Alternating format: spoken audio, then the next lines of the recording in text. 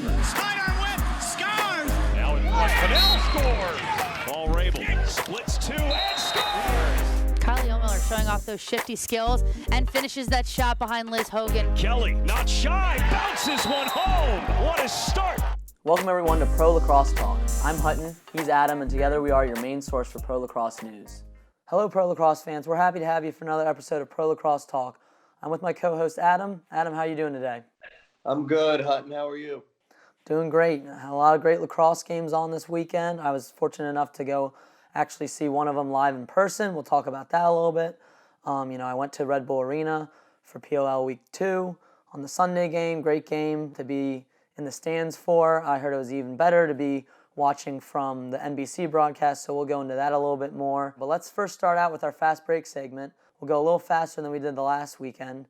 Let's recap the scores from the weekend that was in Pro Lacrosse. So on Saturday with the PLL, we had the Whip Snakes, who are now 2-0, defeat the Chrome in overtime, 12-11. The Whip Snakes' second overtime win, and is the Chrome's second overtime loss, both having very different outcomes in overtime. Followed by that was the Archers, who are also undefeated, and they came back late in the fourth to defeat the Redwoods 10-9. The Redwoods fall to 1-1. And then on Sunday we had the Chaos, who improved to 1-1 by defeating the Atlas by the score of 18-13. On the MLL side, we had the Outlaws on Saturday, who are now 2-1 after defeating the Blaze 18-16. The Blaze are now 1-1. On Sunday, the Cannons defeated the Radlers by a score of 16-10. The Cannons are now 2-0 and they're undefeated, and the Radlers are looking for their first win at 0-2. So that's our fast break. Now let's dive into my experience at Red Bull Arena. I was fortunate enough to attend the game on Sunday. I was able to watch the game from afar. They put the fans this time on the one side, so that way the crowd looked a little bit bigger. They reported that it was around 3,000 that were there on Sunday, and they reported in total 10,773 for the weekend. As you might know, Saturday's totals are counted twice because there are two games, so a little bit of number fudging there. But I was actually surprised about the 3,000 number.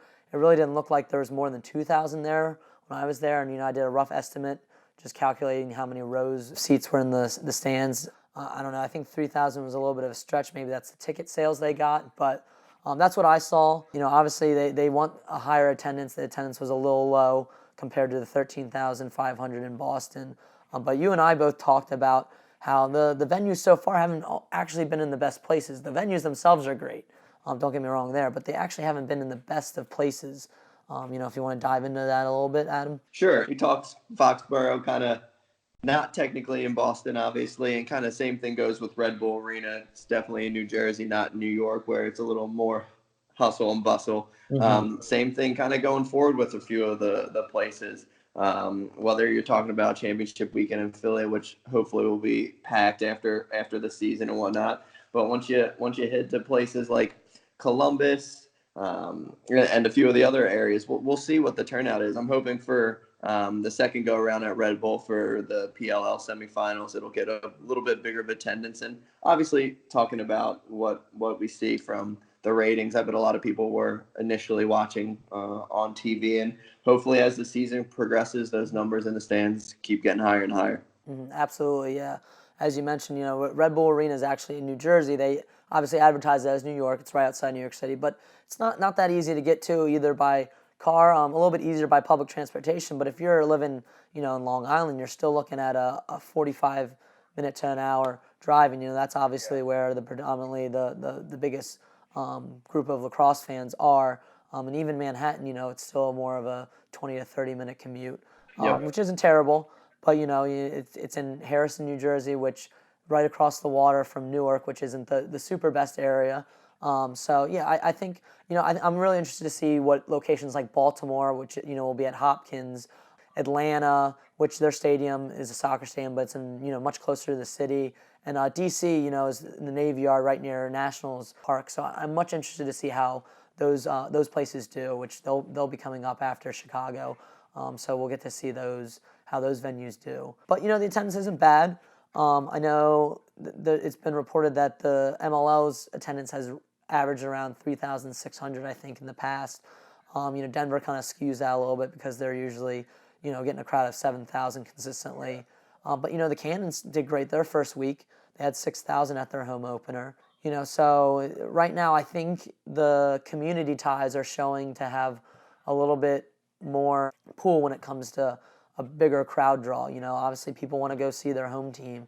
That is one disadvantage of doing the touring model. But the TV has also been a big point of emphasis, and that's one thing I'll say about the product that I saw live in person and what I saw on TV, because the product in person felt like I'm going to an MLL game. Crowd size wasn't that great. The fan fest was great.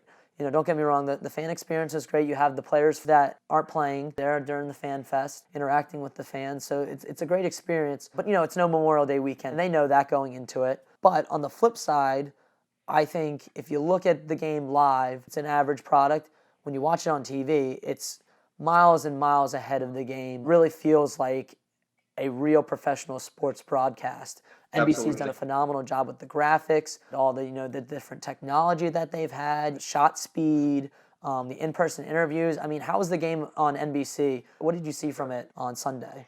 Sure, yeah. It's when comparing the two leagues, it's pretty much night and day in comparison to the overall product. I really enjoy watching the MLL games, obviously, on the stadium outlet and as well as the ESPN3 outlet. But it just shows the money they're putting into it when it comes to the PLL, from whether it's the stadium cam or the really unique shots they're getting from in close, whether that's a couple highlight reel goals that we'll talk about probably in a little bit from the Chaos game and a few other options.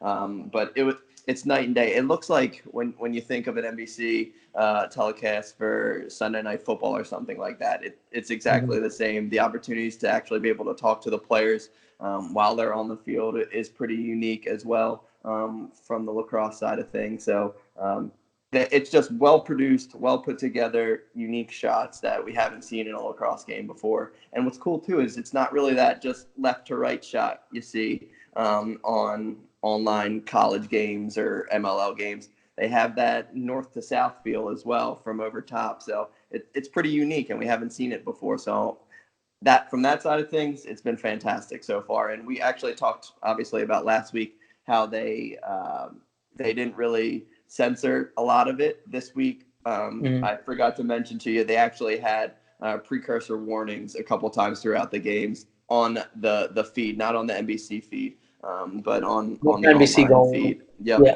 NBC Gold, they actually had some warnings when it came to that. So they've already ticked that box off in terms of fixing some things. So I think it's only going to get better from here. Mm-hmm. And that's all they needed too. Like we both said last week, we didn't want them to censor the players. We like the raw emotion, but when you have young viewers, you just got to give that language advisory. So I think they did a good job addressing that. Like we said, the TV product has been stellar in terms of the production value, but are people watching it?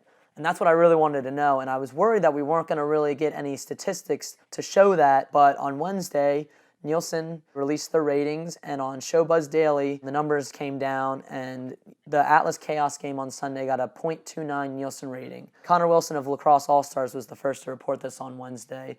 And to put that in perspective, .29 for people that don't really realize is decent. It's a start. Connor Wilson did some research, and the 2019 NCAA Championship Finals for lacrosse was around about .2. The semis were a little bit below .2, but above a .1. 2015 was a .2. 2014 was around a .3, and 2013 was a .4. So we definitely had more success from lacrosse perspective, but .29, for the first nationally televised game was great. And hopefully, they'll get some momentum and keep going. They're not gargantuan numbers. I mean, for other sports, the NHL Finals gets around a 3. NBA Finals is above a 7. So we're not talking mega numbers here with a .29 Nielsen rating, but it's a start. That's going to be a really big thing that I know the PLL is going to be looking at, because their deal with NBC is really dependent on how the ratings do. If the attendance is low, that'll affect them in ticket sales a little bit, but the TV ratings is more important in terms of them getting their funding. So that will be definitely something we'll be watching. And I really want to see, too, what the subscribers total is to NBC Gold, because you definitely have people that watch through NBC Gold as well if they couldn't watch it on NBC. If people don't have access to those channels, they can still watch on NBC Gold. So I'm interested to see what the subscriber totals are. Maybe we can do some digging to try to find that. Let's go into the games a little bit. I was there in person. Of all the games we've seen from PLL, you could say it was the worst of the six, but it was still very entertaining. This is a really fast-paced league, and I think the rules that they put in place really lend itself to that. So Chaos rebounded after an OT loss last week, and I actually got to speak to Myles Jones after the game to hear what he said. So let's take a listen to what he said about the game. So, Myles, just tell me a little bit about how you guys think you clicked today. Obviously, you're coming back off of a devastating overtime loss last week. You clicked on all cylinders today. Won 18-13. What do you think really worked well for you guys today? I think last week we learned a lot about ourselves. We know that, in our circle, in that locker room, there's a great team in the making. We know that we didn't put together a total game last week, and our first half really hurt us. We scored 5 goals in that third quarter, and week one, we put together a pretty good second half in order to come back. But the point of emphasis was the first half. In the huddle before the game, I challenged the team to, play their best. And I think that we need to change up our warm-up a little bit. We came out, we were flying around in warm-ups. That translated well to the beginning of the game, and obviously, we put our foot in the gas pedal in the first quarter. In the second quarter, came in the locker room, understood that it's a game of runs, and it's a full 48-minute game, because we know what that's like to be the team that plays only one good half. So we put our foot right back on the gas pedal as soon as we came out in the second half, and that led us to victory. Yep. And how's been playing in New Jersey? We're outside New York City this weekend. Been how was it different from Boston? And did you guys have any family here to watch you guys play? Yeah, I had a ton of family come, and it was great for my family to see me play live, and right here at home. Had a couple coaches from high school come, and it was just a great venue. Red Bull is a great venue for lacrosse. They put on a great show for us. We were very grateful for them letting us use their facility. But playing in New York and close to New York has always been a big thing for me. Anytime I get to come home and finally play in front of a home crowd is always exciting. Yeah, so they certainly had their foot on the gas for this one. After a quick 8-second Atlas goal by Ryan Brown, the Chaos went on an 8-goal run, and that included 2 two-point goals from long stick midi Matt Reese. They weren't phased at all, and the Atlas really never had an answer for them on defense. Connor Fields and Miles Thompson, both Albany products, they were putting up highlight after highlight. I mean, they weren't just scoring goals; they were looking sexy when they were doing it. Miles Thompson with behind the back goal. Connor Fields only had 2 goals, and both of his were beautiful. One was, underhand goal to the top corner, and then he had the one that got social media going with the fake pass behind the back to the lefty rip off stick side from probably about 14 yards out. I mean, that in person was a beautiful goal to watch because I was right in line with it. That was great. And I think you kind of saw the Chaos got really comfortable running their style of offense. They're very creative, but I got to say the Atlas didn't really make them work too hard. The defense tended to get a little lost out there. They're switching on picks, but then they try to get back with their matchups and leaving guys open. I want to give credit where credit was due to the Chaos. They showed that they could score on 6-on-6 and from transition, but I really didn't feel like the Atlas made them work too hard. And, once they went up 8-1, they never really looked back. So that's kind of my thoughts on that. I don't know if you had any other ones. They didn't seem to have anyone that could truly beat their man one-on-one, and whether that's a midi attack, it just didn't seem like the offense was moving that much. And you got to say they scored 13 goals, which was the second highest on the weekend. So you can't say the offense didn't play well, but it just didn't seem like they had that guy that could beat someone one-on-one, whether that was Paul Rabel or anyone else on the squad. Yeah, no, I got to agree. I mean, watching it, they look complacent. They're taking some low percentage shots from outside the arc. Paul Rabel and a bunch of the other stars are committing turnovers, throwing errant passes. And their attack just didn't really work too well. I looked at the game again, and they only had 3 settled 6-on-6 goals where they really ran their offense, and they were all from, Kieran McCardle, who had a hat trick in the game, the lone bright spot. All the other goals were either transition, they had one from Hartzell. They had a lot of transition goals that were just kind of found the Chaos sleeping a little bit, found those gaps, which, is definitely nice to see. They had a few more 6-on-6 goals. Cloutier had 2, but they were garbage goals, after Blaze Reardon, who was phenomenal in goal. But, he made some big saves, and, they were just fortunate to get the ground balls, a little scrappier right around the crease and put them away. But for the most part, it was sloppy for the Atlas, and that's 2 weeks in a row. So they're really going to have to clean it up. Right now they're definitely looking like the worst team by far, but they have talent. So I don't know. They got to go back to the drawing board and figure it out. Maybe they call up some guys on attack and try to find a different rhythm there. But it wasn't pretty from what I saw. Yeah, and as much as we're ragging on them right now, there's 10 weeks of the regular season. We could kind of be talking a different story when it comes to next week. So it'll really be interesting to see what happens this weekend in Chicago, right? With the different options from games. The Atlas will play Chrome next weekend, and they seem like really different teams just from a competitive level, but at the same time, they're both at the bottom of the totem pole right now, even though Chrome have 2 losses as well. They were in overtime. So we'll see really what happens next Sunday with that game.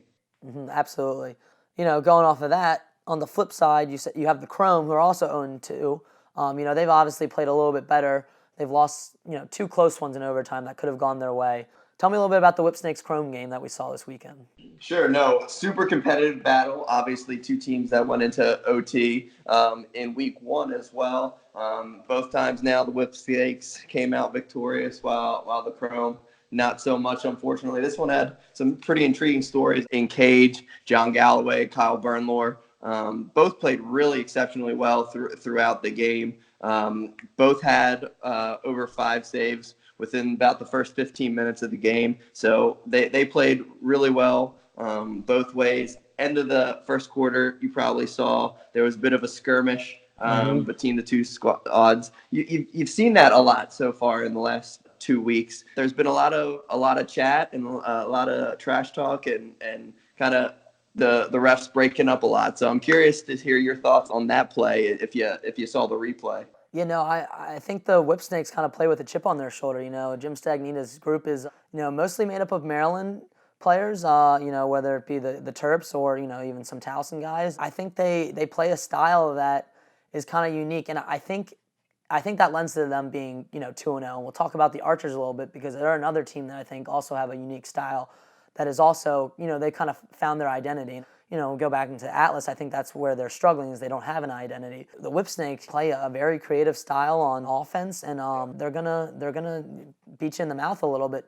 Defending, I think it was Drenner who got pushed into Galloway, and then they got a little bit of a scuffle, and then Matt Rambo got some face time, getting his helmet taken off. That draws interest. That's a storyline that you can follow in the game. That's good for the game. You don't want to see it turn into, like hockey where you're having full-on fist fights because that's not something I want to see. But, I like them getting competitive. I like a little trash talk. That game, too, was fortunately enough the NBC Gold one, so we got it unfiltered. I liked it. What I saw, the Whipsnakes have been able to grind these games out. They let the Chrome sneak back a little bit, with Jordan Wolf, and he's always going to be somebody you got to watch out for. He can just go off whenever he wants. I liked what I saw out of that game. My favorite play had to be, though, the John Haas 2-point bouncer.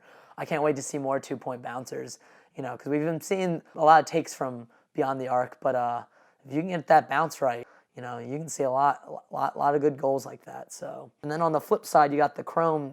Tell me a little bit about what you saw from them. They're right there, but they just can't seem to get over the hump. Yeah. Well, they definitely were succeeding at the face-off X, man. Talk about someone who's kind of rose out of nowhere to stardom is Connor Farrell. He was at one point 12 for 14 from the X. So they lost despite how successful they were from the face-off X. Like I said, John Galloway played an awesome game. You said Jordan Wolf finally had some of his signature moves from X to get a couple goals. So there were some big plays throughout this game. And, it's unfortunate for the Chrome with this loss, but when you look at the overtime period, 3 negatives right in a row. They had an unorganized clear, so that caused a turnover from that. And then on the final goal from Drenner, they didn't switch on the slide and on the pick, resulting in that game winner for the Whipsnakes. So, and in addition to that, they had 19 turnovers throughout the game. So if they kind of lower that turnover rate a little bit, work on some clears, I can see the wire tilting their way. Yeah, because Galloway hasn't played that bad in Cage, but like you said, it's hard to win with 19 turnovers, and it kind of negates the good work of Farrell on the face-off X. Connor Spinal Tap Farrell, as I like to say. If you haven't seen the movie Spinal Tap, guys, check it out. It's a hilarious mockumentary, and one of the lead band members has long blonde hair, so that's what makes me think of that and the Spinal Tap. inspired jerseys that the Chrome are wearing. But anyway, yeah, they're still an exciting team to watch, and I know Dom Starza will get that group, prepared for next week. So it'll be an interesting matchup to see them go up against the Atlas. And now let's shift focus to the Archers versus the Redwoods, because many people think these two are the best teams in the league. They're right up there with the Whip Snakes, and I kind of have to agree with them. I love the Archers right now, what they're doing. I don't think there's a team that has greater chemistry on offense than them. I mean, you got, Tom Schreiber at the midfield, and then, attack Marcus Holman, Will Manny, even Kevin Rice, who's been a little bit quiet from the scoring standpoint. Kevin Rice is still an integral part of that offense, and they're just scoring in every which way. They've proven that they can dodge from the wings and create offense from there. You had, a nice sweep goal from Schreiber, or they'll create offense from X, whether it's two-man game or finding the open look on the crease. I mean, they're just scoring all over the place. I think they showed that they could really battle back because, the Redwoods put together a 4-goal run at the end of that first half, but they didn't seem fazed by it. They came out, got a goal quickly in the third period, battled their way back, and then it was Ben McIntosh, who had 2 goals within the final 4 minutes, one with a minute 37 left, to give them the game winner. They're a team that I think plays like a team. They play like they've been playing together for years, which is ironic because you have guys like the Chrome, all Duke guys. Obviously they didn't all play together, but a lot of them were on the Rattlers last year. Exactly, and they played a similar style, at Duke. Whereas, Marcus Holman's from UNC, Will Manny, UMass. You got these guys, from different colleges. But I think it helps, they're good friends. So, them and, Scott Ratliff and Adam Gittleman doing great things at the defensive side. Ratliff leads the league in caused turnovers with 4, and Adam Gittleman, had 14 saves on the day and a 60.8 save percentage. So, they're getting it done on defense too, which I think shows they're the most complete team. But you can't fault the Redwoods either. They showed a lot of promise too. I think the Redwoods tended to get a little bit too comfortable in their one-on-one matchups, and then when they weren't winning those, that's when they started to kind of falter a little bit. I mean, tell me what you saw from the Redwoods on Saturday. Yeah, if you listen to Kyle Harrison after the game, he was annoyed with how he played and how he shot, and they were just like the previous game, they were really close. And when it came down to the final score, I mean, no team led by more than 2 goals throughout the game. There were 6 ties and 3 lead changes. So it was a really competitive battle against 2 teams. Timmy Troutner and Cage played really well 2 weeks in a row. Had a couple picks, 3 picks for a goalie, which is awesome. So tons of opportunities to win this one for the Redwoods. Tough to see Serge Perkovic throw that one away at the end of the game when they had an opportunity to tie it late. But really, really close game. They had their opportunities, and I think they're one of the top 3 teams kind of going forward. Yeah, no, I think they just got to figure it out a little bit on attack. You have a lot of talent there with Matt Cavanaugh, Joey Sankey, Clark Peterson, and now, Ryder Garnsey. So if they can kind of figure it out on the attack, create offense from X, I think they can do a little bit better moving forward, because a lot of their production came from, Joe Walters had 2 goals winning his one-on-one matchups, and then Sergio Perkovic, obviously, bulldodging people. If you shut that down, you get a few stops there. We saw what happened, Perkovic had that turnover and at the end of the game, and I think that's kind of where they kind of tend to break down. We'll see them, next week, and I think they'll definitely bounce back. They're definitely, like I said, one of the top 3 teams, I think, right now. And we'll see. The big kind of turning point was in the fourth quarter. Archers were 4-5 from the face-off X. So we'll see what Greg Beast has to say about that kind of going forward for next week. Yeah, Stephen Kelly, too, getting another goal. I love it. I love those Fogos, going down. That one was a lame duck shot. I just don't think Troutner was ready for it, definitely some exciting things to watch going forward from the PLL. So let's transition now to the MLL. We only had 2 games this weekend, but we were fortunate enough to see some history with the Outlaws Blaze game. Tell me a little bit about what happened in that game. Sure, yeah. John Grant Jr. became the all-time points leader with his assist in the second quarter to Cavanaugh's brother, who's also now playing for the Redwoods. Brendan Cavanaugh is now playing for the Outlaw. On his goal, John Grant Jr. passed PLL founder Paul Rabel's record, who ironically broke that record last year in Week 9 against the now defunct Florida launched. So he's now on top of the leaderboards again for all-time points after he came out of retirement.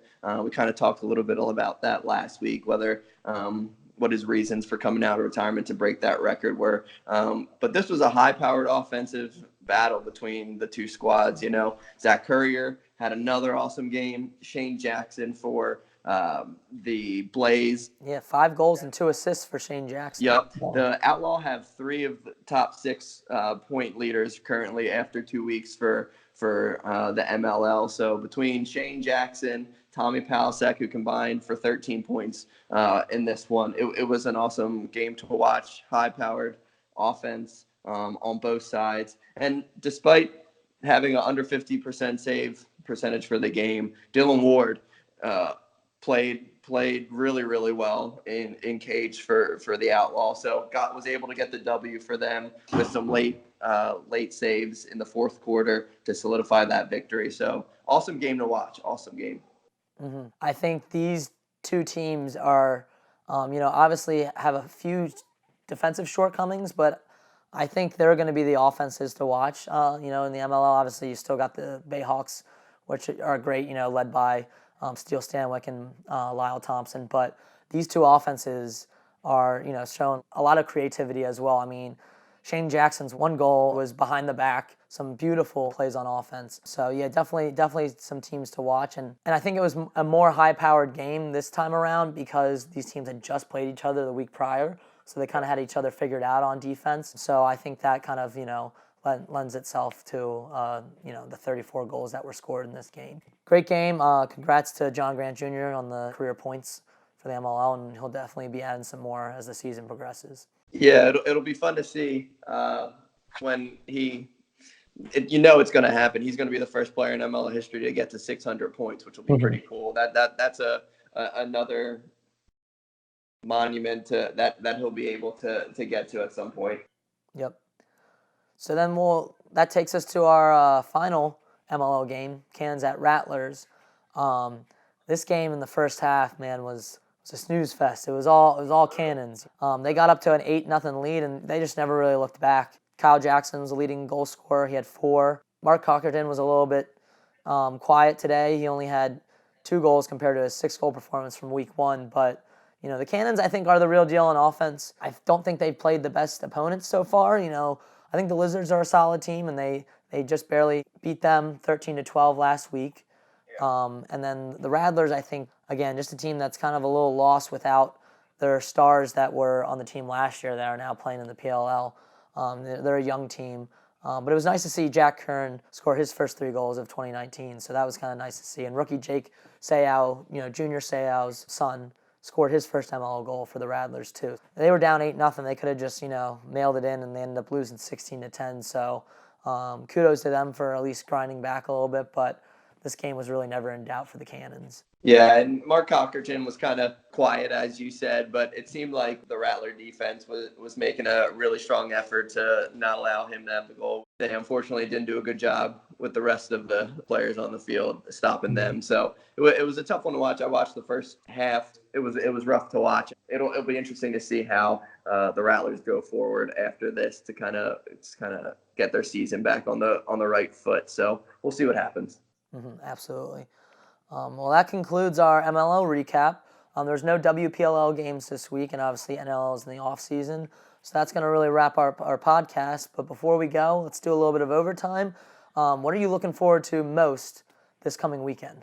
I think I just chatted a little bit about that already. I'm really looking forward to Sunday's matchup against the Chrome and the Atlas. 2 teams that have significantly different outcomes, but the same results after 2 weeks for PLL. 2 teams that are going to be hungry to get back on that horse and get a win under their belt. One team's going to go into week 4 not having a victory. So it'll be interesting to see. I'd probably obviously take the Chrome going if we were doing a poll before that game. But the league's super comparable from team to team, and despite how they played this week, I can see the Outlets coming out victorious as well. So I'm most looking forward to that Sunday PLL game, Chrome Atlas. Yep, and I'm going to take the flip side, and I'm looking forward to the Whip Snakes versus the Archers, battle of the 2 undefeateds. One's going to get handed their first loss. The other's going to, go to 3-0. They have the strongest identity on offense, both those teams, so I think that's going to be something to watch. I'm really looking forward to seeing, the Archers again. I think they're right now my favorite team to watch. But, the Whipsnakes, they grind out these games, They like to play close, I think, and they've come away with 2 overtime victories. So I think we're in for a great matchup between those two teams. So that's what I'm looking forward to the most. So that concludes our Pro Lacrosse Talk podcast. This has been episode 2. I'm Hutton, he's Adam. Join us next week, and we hope you enjoy the lacrosse games coming up this weekend.